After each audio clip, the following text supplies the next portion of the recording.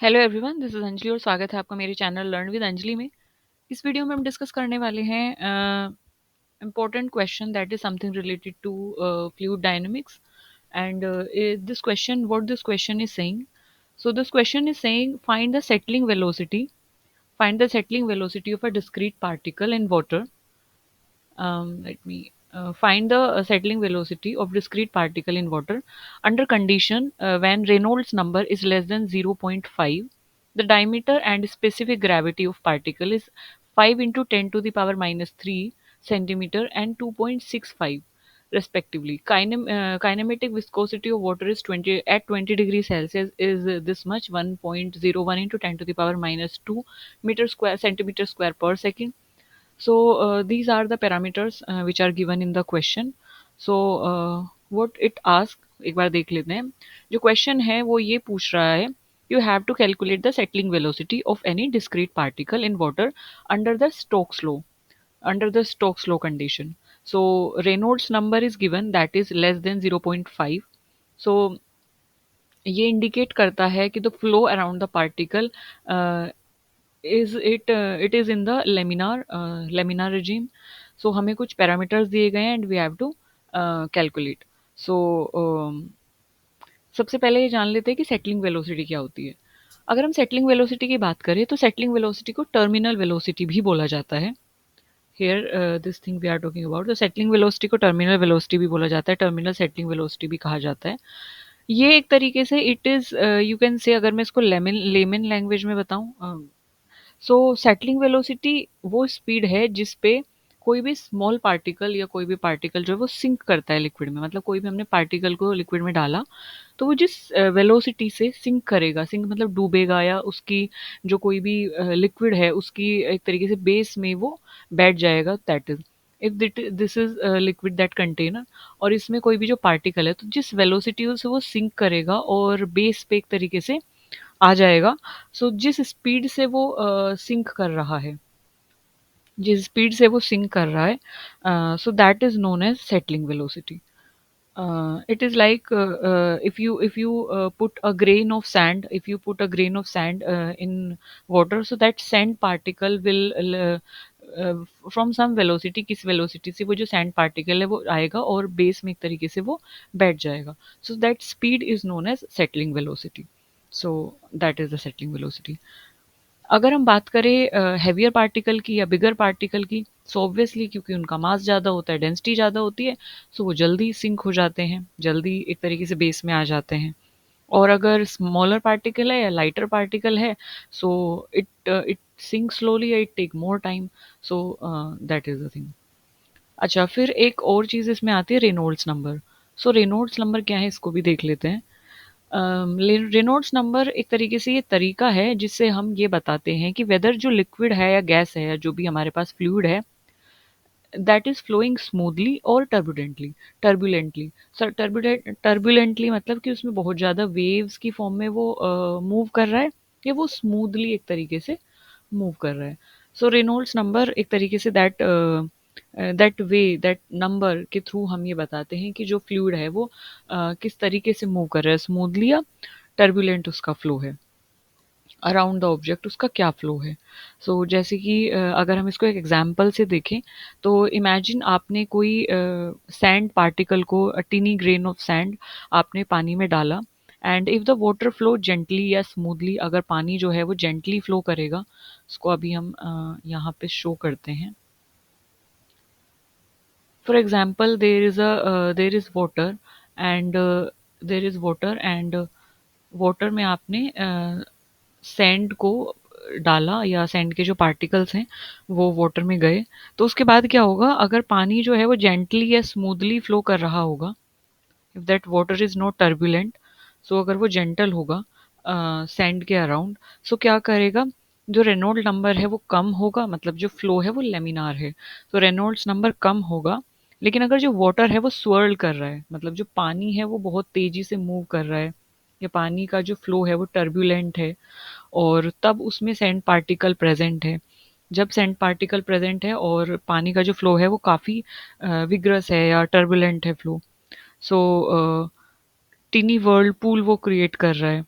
तो जो Reynolds number है वो हाई होगा। तो टर्बुलेंट फ्लो में रेनॉल्ड नंबर हाई हो जाता है, लेकिन अगर स्मूथ फ्लो होता है या जेंटल फ्लो होता है तो रेनॉल्ड नंबर लो हो जाता है। यानी कि लेमिनार फ्लो में रेनॉल्ड्स नंबर कम होता है और टर्बुलेंट फ्लो में जो रेनॉल्ड्स नंबर होता है वो हाई होता है। तो basically Reynolds number is that measurement या is that way to tell us whether the flow is smooth, whether the flow is laminar, or whether the flow is turbulent. So that is the thing. Okay, so I hope आपको Reynolds number भी clear हो गया होगा। Now एक और term इसमें है, that is specific gravity. So specific gravity के बारे में जान लेते हैं कि स्पेसिफिक ग्रेविटी क्या होती है। स्पेसिफिक ग्रेविटी कुछ भी नहीं है, इट इज़ दैट वे कि जिससे हम ये कंपेयर करते हैं कि हाउ हैवी और how light something is as compare to water. Water के कंपेयर में या वाटर के साथ अगर हम कंपेयर करें, वाटर के कंपैरिजन में कोई जो चीज़ है जो वाटर के अंदर हमने डाली है, तो वो उसके कंपैरिजन में हैवी है कि लाइट है। सो वो हम स्पेसिफिक ग्रेविटी से एक तरीके से मेजर करते हैं। तो specific gravity is that way, so it is the layman language. तो अगर कोई सब्सटेंस है उसकी स्पेसिफिक ग्रेविटी वन से ज़्यादा है ना, मतलब उसकी जो स्पेसिफिक ग्रेविटी है that is greater than one. So it is saying if the specific gravity is greater than one, अगर सिचुएशन ये है, सो देन वो जो पार्टिकल है या वो जो ऑब्जेक्ट है जो भी आपने पानी में डाला है वो क्या होगा, हैवियर होगा, मतलब हैवी है ना। तो it is heavier than water. तो अब जब पानी से हैवी होगा तो वो क्या होगा, वो डूब जाएगा नीचे, सिंक करेगा, है ना, क्योंकि वो हैवियर है वाटर से, उसकी डेंसिटी हाई है। सो वो सिंक करेगा। जैसे कि अगर हमने किसी पत्थर के पीस को डाला है या एक रॉक के पीस को डाला है, किसी पत्थर को डाला है या किसी आयरन नेल को डाला है, कील को डाला है पानी में, तो उसकी स्पेसिफिक ग्रेविटी वन से ज़्यादा है, मतलब वो जो पार्टिकल है, वो जो ऑब्जेक्ट है वो हैवियर है वाटर से, तो डेफिनेटली वो सिंक करेगा, डूब जाएगा पानी में, है ना। लेकिन अगर स्पेसिफिक ग्रेविटी जो है वो लेस देन वन है, स्पेसिफिक ग्रेविटी कम है यानी कि लेस देन वन है, so if the specific gravity is less then one, तो वो जो पार्टिकल है, इट मीन्स कि वो जो पार्टिकल है that is what, that is lighter. तो वो जो पार्टिकल है वो क्या है, वो लाइटर है। This is not working, why this is not working, I don't know. So that particle is lighter than water, so अगर वो लाइटर है वाटर से तो वो क्या करेगा, फ्लो करेगा। सो दैट इज द केस। तो दैट इज़ द केस कि अगर वो पानी से लाइटर है तो वो क्या करेगा, वो फ्लो करेगा, अगर उसकी स्पेसिफिक ग्रेविटी कम है वन से। So basically specific gravity is that way to tell कि कोई भी ऑब्जेक्ट जो है वो फ्लो करेगा कि सिंक करेगा, यानी वो हैवियर है या वो लाइटर है। सो अगर स्पेसिफिक ग्रेविटी ज़्यादा है, मतलब कि पानी ग्रेविटी बहुत ज़्यादा है, तो वो डूब जाएगा, ऑब्वियस सी बात है, कोई भी जो ऑब्जेक्ट है वो हैवी होगा तो वो डूब जाएगा। और अगर स्पेसिफिक ग्रेविटी वन से कम है तो वो लाइटर है, वो पानी में फ्लोट करेगा, जैसे कि ऑयल फ्लोट करता है या वुड का अगर कोई पीस है वो फ्लोट करता है। So this is the thing. तो हमें कुछ इंपॉर्टेंट जो चीज़ें थी, कुछ इंपॉर्टेंट टर्म थी, उनके बारे में तो पता चल चुका है यहाँ पे। जैसे कि स्पेसिफिक ग्रेविटी के बारे में हमने जाना और हमने रेनॉल्ड्स नंबर के बारे में यहाँ पे देखा। इसके अलावा अब हम करते हैं क्वेश्चन सोल्व कि question what question is saying. And this is not working, I don't know why this is not working. Okay, let's come to the question part. So देखिए, सबसे पहले हम मेंशन करेंगे कि हमें मेंशन क्या क्या है, कि हमें दिया क्या है यहाँ पे। सो हमें दिया है diameter of particle. So diameter जो है पार्टिकल का वो हमें मेंशन है 5 × 10⁻³ सेंटीमीटर, जो कि यहाँ पे हमें दिया है। ये दिया है the diameter and specific gravity respectively. So जो फर्स्ट में दिया है, फर्स्ट में डायमीटर दिया है तो फर्स्ट में डायमीटर ही होगा, 5 × 10⁻³ डायमीटर दिया है। स्पेसिफिक ग्रेविटी दी है पार्टिकल की। सो यहाँ पे देखिए स्पेसिफिक ग्रेविटी क्या है, 2.65। तो स्पेसिफिक ग्रेविटी हम मेंशन कर देंगे 2.65 है। काइनेमेटिक विस्कोसिटी जो वाटर की दी गई है, जिसे हम इससे डिनोट करते हैं, तो काइनेमेटिक विस्कोसिटी पानी की दी गई है 1.01 × 10⁻², जो कि यहाँ पे दी गई है kinematic viscosity at 20 degree Celsius. तो सेटलिंग वेलोसिटी पूछा है हमें पार्टिकल की, डिस्क्रीट पार्टिकल की हमें पूछा है सेटलिंग वेलोसिटी। तो सेटलिंग वेलोसिटी का जो फॉर्मूला है इसको हम डिनोट करते हैं वी सेटलिंग से, क्योंकि v is something that is denoting the velocity. So हम वी सेटलिंग निकाल रहे हैं, यानी कि हम वेलोसिटी निकाल रहे हैं सेटलिंग की, सेटलिंग वेलोसिटी निकाल रहे हैं, तो वी सेटलिंग हो जाएगा। फॉर्मूला ये कहता है, फॉर्मूला ये है कि जी यानी कि ग्रेविटेशनल एसिलरेशन जिसे हम बोलते हैं that is small g, and GS is the specific gravity of particle, GS is what, specific gravity. तो इसलिए इसे कैपिटल GS, कैपिटल G यानी कि ग्रेविटी एंड S मतलब स्पेसिफिक, तो GS मतलब specific gravity of particle. Small g क्या होगा, एसेलरेशन होगा ड्यू टू ग्रेविटी यानी कि ग्रेविटेशनल एसेलरेशन। अच्छा, एसेलरेशन क्या होता है, जब हम कोई भी ऑब्जेक्ट मूव कर रहा है, किस तरीके से मूव कर रहा है, इस तरीके से मूव कर रहा है, हॉरिजॉन्टली ये मूव कर रहा है, तो जब स्पीड बढ़ती है, स्पीड इंक्रीज होती है, तो आप उसको बोलते हो एसेलरेशन, ठीक है। लेकिन अगर कोई ऑब्जेक्ट जो है वो वर्टिकली मूव कर रहा है, इस तरीके से मूव कर रहा है, ऊपर से अप एंड डाउन वो मूव कर रहा है, तो जब स्पीड इंक्रीज होती है तो उसको बोला जाता है ग्रेविटेशनल एसेलरेशन। मतलब जब एसेलरेशन ग्रेविटी के इन्फ्लुएंस से हो, ग्रेविटी उसको नीचे खींचती है, अर्थ की जो ग्रेविटी है वो कहाँ लगती है, अर्थ की ग्रेविटी डाउनवर्ड डायरेक्शन में लगती है। तो जब ग्रेविटी किसी भी पार्टिकल को खींचती है अपनी तरफ और जब उसकी स्पीड बढ़ती है तो आप उसे बोलते हो ग्रेविटेशनल एक्सेलरेशन, बिकॉज ये ग्रेविटी के इन्फ्लुएंस में हो रहा है, ठीक है। So that is gravitational acceleration. So small g is acceleration due to gravity on earth, और इसकी जो वैल्यू है दैट इज 9.8 मीटर पर सेकेंड स्क्वायर। सो ये नोन है हमें, ये हमें पता है कि ग्रेविटेशनल एक्सेलरेशन की जो वैल्यू होती है 9.8 मीटर पर सेकेंड स्क्वायर होती है। डी जो है वो डायमीटर दिया है, सो फॉर्मूला ये कहता है g bracket specific gravity -1 to the d square यानी कि डायमीटर का जो पार्टिकल का जो डायमीटर है स्क्वायर स्क्वायर अपॉन में 18 and multiply by kinematic viscosity. So kinematic viscosity, so kinematic viscosities, ये जो सिंबल है दैट इज, इसको हम बोलते हैं न्यू, दैट इज न्यू, इसको न्यू बोला जाता है। And this is the symbol of what, kinematic viscosity. Okay, तो हम यहाँ पे जो फॉर्मूला है इसमें सारी वैल्यूज पुट अप कर देंगे।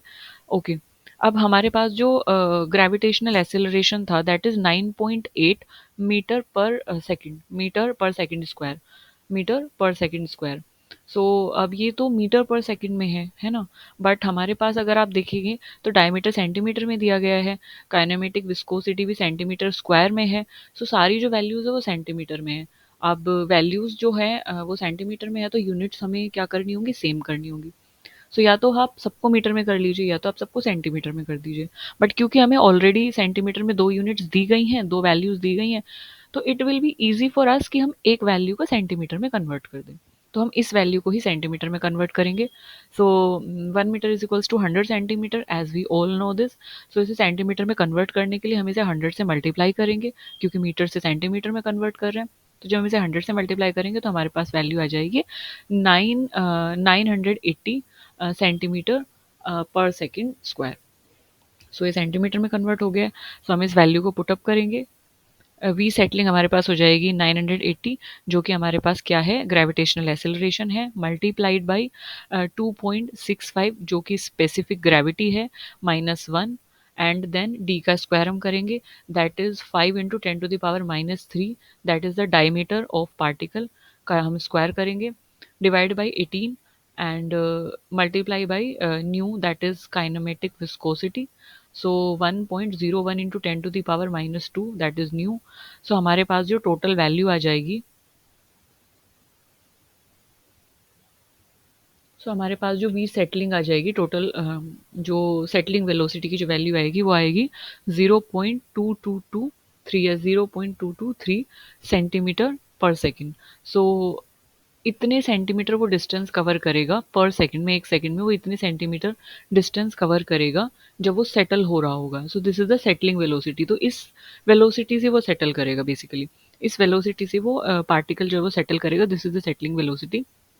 सो सेटलिंग वेलोसिटी जो डिस्क्रीट पार्टिकल की है वाटर में, जब रेनॉल्ड नंबर 20 डिग्री सेल्सियस पर लेस देन 0.5 होगा तो सेटलिंग वेलोसिटी पार्टिकल की होगी 0.2223 सेंटीमीटर पर second, and Reynold number is less than 1 mean the flow should be laminar. मतलब कि जो रेनॉल्ड नंबर है, जैसे हमने आपको रेनॉल्ड नंबर अभी पहले भी बताया था, सो यही बात बोली गई है कि अगर रेनॉल्ड नंबर लेस देन है, कम है, यानी कि Reynold number is less than 1, जो कि आपको दिया भी गया है 0.5, आपको क्वेश्चन में मेंशन था कि रेनॉल्ड नंबर क्या है, रेनॉल्ड नंबर यहाँ पे लेस देन लेस देन 0.5 है, तो मतलब लेस देन 1 है ना। और हमने अभी अभी पढ़ा है कि जब रेनॉल्ड नंबर कम होता है, लो होता है, रेनॉल्ड नंबर जब कम होता है 1 से, तो हमारा जो फ्लो होता है वो कैसा होता है, स्लो होता है, स्मूथ होता है ना, लेमिनार फ्लो होता है बेसिकली। तो क्योंकि रेनॉल्ड नंबर कम है, 0.5 है, यानी कि 1 से कम है Reynold number, so it is 0.5, तो यानी कि it is less than 1। So इसका मतलब जो है हमारा जो फ्लो है वो लेमिनार है, मतलब टर्बुलेंट नहीं है, कोई भी उसमें वर्लपूल क्रिएट नहीं हो रहा है, बम्पी राइड क्रिएट नहीं हो रही है, बम्पी राइड क्रिएट नहीं हो रही है, कोई भी वर्लपूल क्रिएट नहीं हो रहा है, कोई भी शार्प टर्न नहीं है वाटर में, तो टर्बुलेंट फ्लो नहीं है मतलब। तो कैसा फ्लो है मतलब, तो लेमिनार फ्लो है, स्मूथ फ्लो है, स्ट्रेट रोड है एक तरीके से basically. So yes, this is it in this question. So I hope I am able to make you understand this concept of how to find the settling velocity of discrete particle that is in water when the flow is laminar or Reynolds number is less than 0.5. So thank you for listening me so patiently. If you have any query regarding this question or regarding the concept of this question, जैसे कि specific gravity, Reynolds number और kinematic viscosity new, so if you have any query, please drop it in the comment section. I will be more than happy to cater your query. तब तक के लिए हंसते रहिए, मुस्कुराते रहिए, keep learning, keep growing, stay curious and stay healthy. Thank you for listening me so patiently. Again, stay tuned with me for more such videos and numericals. Bye bye.